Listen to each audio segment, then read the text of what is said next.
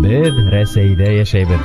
Илебезнең гербында көчле һәм горур ике башлы алтын бөркет басып тора. Уның күкрәгендә изге Георгий көмеш һөңгел белән аждаһага ташлана. Рәсәй флагы өс-төсле, ак төс тыныслык һәм тазалыкты, зәңгәре күк йөзе һәм өметте, ә кызылы дан һәм батырлыкты аңлата.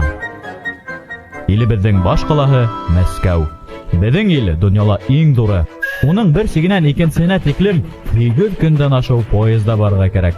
Ә унда, алыста, мул һыулы Амур елгаһы ярдарында һәм тагыла унан да ераграк диңгез аръягында Сахалин дигән утрауда бәләкәй генә халык Нифхтар яшәй.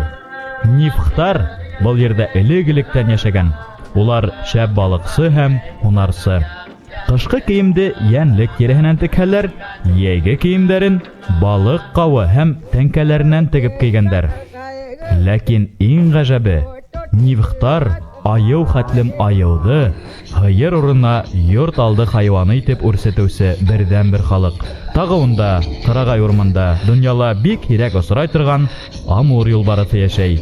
Ул бик көчле, хатта арысланды ла еңә ала.